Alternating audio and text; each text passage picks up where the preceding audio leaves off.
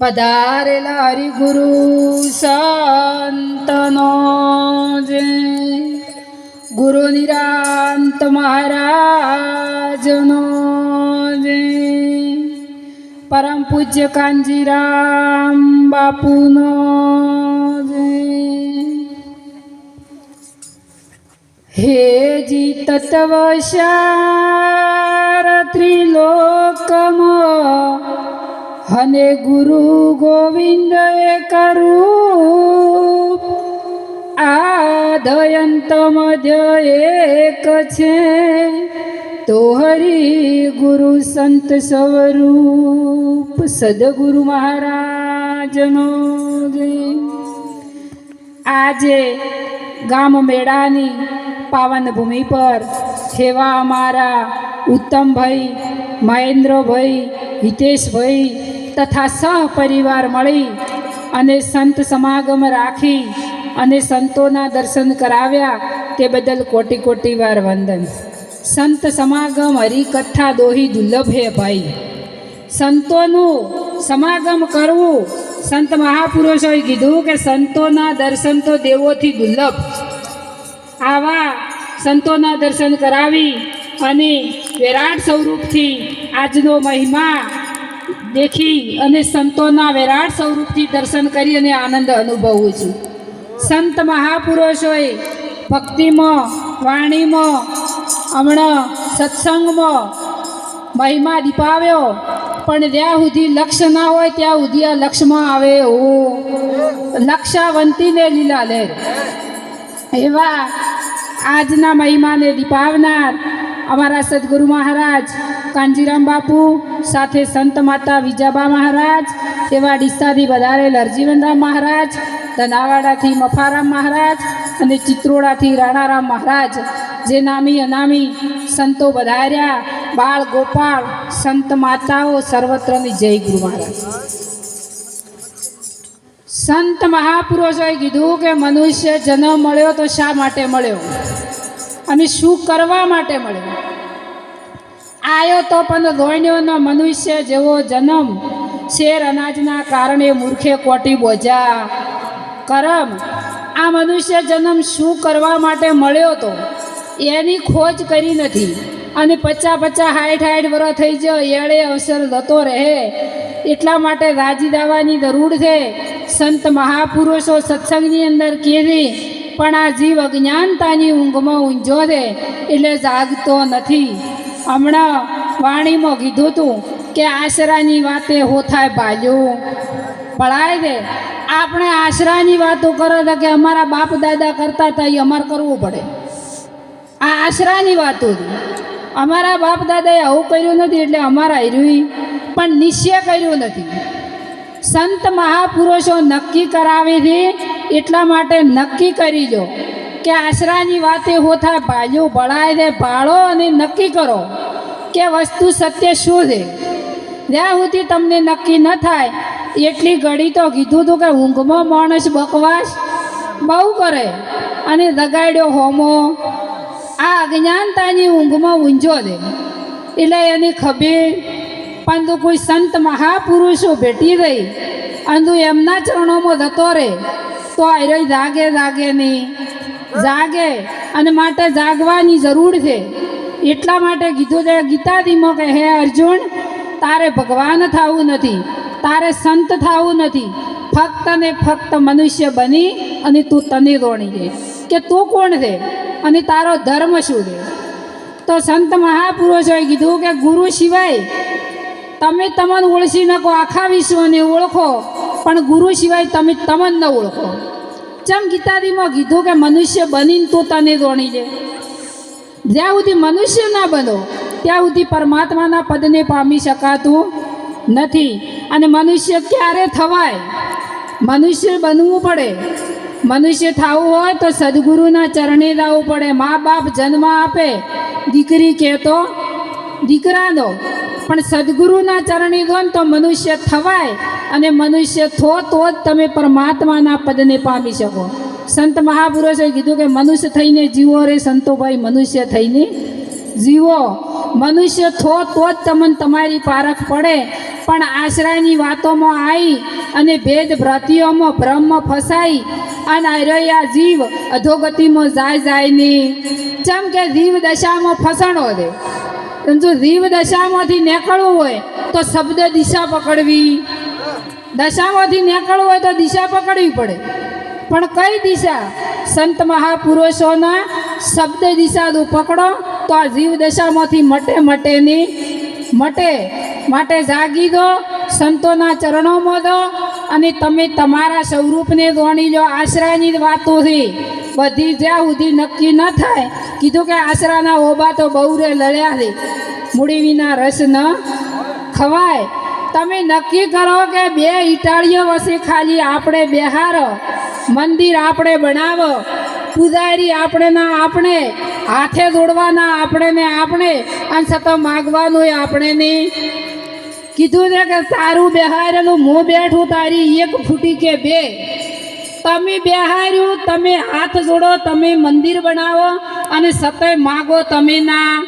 આ આશરાની વાતો છે કે નક્કી કર્યું છે ખરા. એક પથ્થરનો ટુકડો અને કારીગરના હાથે જો જાય તો એની પૂતની મૂર્તિ બની જાય.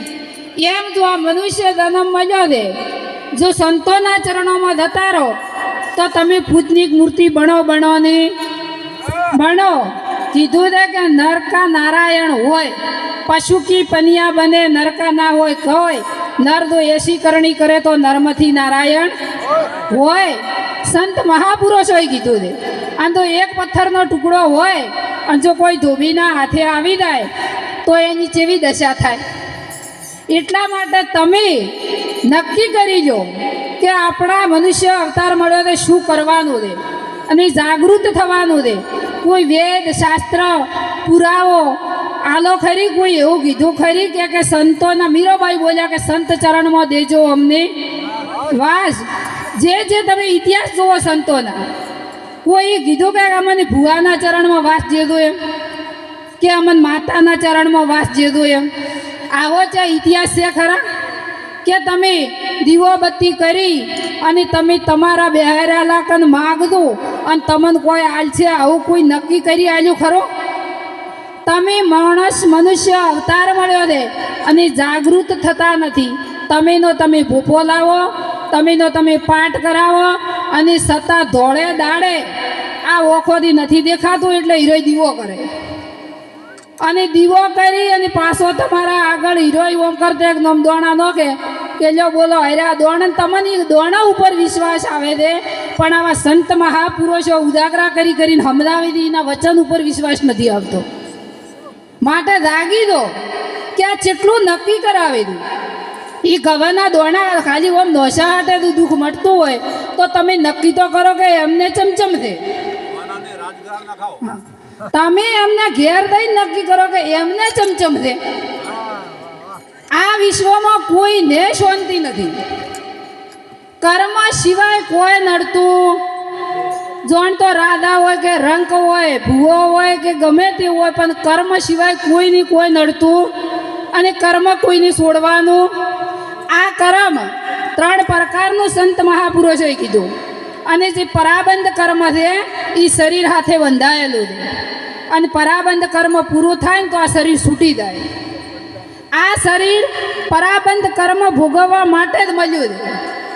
એનો જો તમારે પુરાવો જોઈતો હોય તો કોઈ એવું વ્યક્તિ પડ્યું હોય, ખાતું પીતું ન હોય, બોલતું ન હોય, પણ એનું જો પરાબંધ કર્મ પૂરું ન થાય તો એ શ્વાસ નહીં છૂટતો. અને એવું એનું પરાબંધ કર્મ પૂરું થઈ જાય તો તમે નક્કી કરો હેડતે એમ કે અટક આવી તું કે એક્સિડન્ટ છું તો પરાબંધ પૂરું થાય એટલે શરીર આ પરાબંધ ભોગવવા માટે જ મળ્યું છે. એમાં કોઈ સંકલ્પ કરવાની કોઈ જરૂર નથી. આ તો કોઈનું આજ છૂટે ને કોઈનું કાલ છૂટે, છૂટવાનું નહીં છૂટવાનું, પણ ઓમાં તમને સંશય ઊભો છો છે. એમ સંત મહાપુરુષો તમને નક્કી કરાવી કે તમે આ શરીરનું નહીં તો પોચ તત્વનું છે, તમારું નથી અને તમારે કોઈ ધણિયાપો કરવાની જરૂર. તમે તો અજરા અમર છો, અવિનાશી છો. 3 કાળમાં તમારો કોઈ નાશ કરી કે એવું પણ તમને આ ભેદ ભ્રોતિઓ મળતી નથી. હમણાં કીધું હતું કે પિંડે નહીં દર્શન, બ્રહ્માંડે નહીં પર્શન, મધમાં દર્શન પાયા. મને એવા સદગુરુ પાયા કે અભેદ જ્ઞાન બતાયા. જ્ઞાન તો અભેદ છે, એ ભય છે. આ અવિનાશી આત્મ તત્વ જેવું છે કે હોનું છે, અને હોનાની તમે હોનારની દુકાને દો ને તો કિંમત એની હાલો હોનાની કે, અને હોનો સડ્યો ઉભો ઘાટી એટલે બન્યો ઉભો દાગીનો. એટલે દાગીનો દેખાય પણ હોનો દેખાય.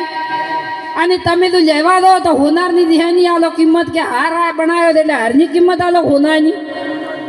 હોની તો એની કિંમત લે હોનાની જ. એમાં આત્મ તત્વ તો એવો છે, વધે ઘટે એવું નથી. એ તો જેમ છે તેમનું તેમ છે. પણ આ તમારો સંશય અને આવી ભ્રોતિઓ, આવા ભય, ઓમાંથી તું મુક્ત થવું હોય તો કોઈ તત્વ વેતા પુરુષના ચરણે દાદો. ગીતાજીમાં હું કીધું કે ગુરુચરણી તો દાદો, પણ કોઈ તત્વ વેતા પુરુષના ચરણે દાદો.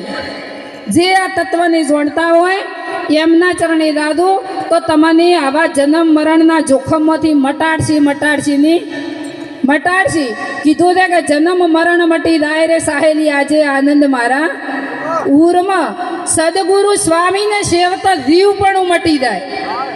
જો એવા સદગુરુ સેવો તો તમને નક્કી થાય જીવ 3 કાળમાં સેદ નહીં. જો જીવ સેદ નહીં, પણ ખાલી ભય છોડે અને આર્યો આ વોટિયમ જીવ દશા થઈ અને ફસાઈ ગયો દે. પણ જો કોઈ સંતની શબ્દ દિશા પકડે તો આમાંથી દિશા પકડે તો દશા બદલાય નહીં બદલાય. માટે અખંડ અવિનાશી છો. તમારું જન્મ મરણ નથી, પણ સંતના ચરણે જઈ અને જાગૃત થઈ દો. તમને આવી ભેદ ભ્રોતિઓથી મુક્ત થો. તમે મનુષ્ય માત્ર તમે બેહારો ને તમને નડે. તમને નક્કી નથી થતું કે જેમાં ધનાવર રવડી નથી કનડતું. આવા તો ભૂપા એવા હાસા હોય અને બધાનું દુઃખ મટાડતા હોય. તમને શિયાળામાં કૂતરાને ખો થાય દોરડા બધું વારું મટે. એ ચમયનું કોઈ હેડતું નથી, પણ તમારી કલ્પના તમને નડે. કીધું છે કે તારી કલ્પના તને નડતી. જ્ઞાન વિનાની સૂઝ નથી. જ્ઞાન અગ્નિમાં બીજ દેણી હોમિય અને આસુરી સંપત્તિ નથી. આ તો જ્ઞાન અગ્નિમાં બીજ હોમાઈ દે, સદગુરુના ચરણે દો. અને જો આવું જ્ઞાન તમને અભય પદની પ્રાપ્તિ થઈ જાય તો તમને 3 કાળમાં કોઈ નડે નહીં. 3 કાળે નથી, જીવે નથી, પણ તમારા સિવાય બીજો છે જ નહીં. કીધું છે કે બોલે તે નર બીજો નથી, પરમેશ્વર તે પોતે અજ્ઞાનીની ઓધળો એની ગોતે શેટે. માટે જાગૃત થઈ દો, સંતોના ચરણોમાં દો અને આવા પાખંડથી મુક્ત થો. સદગુરુ મહારાજ.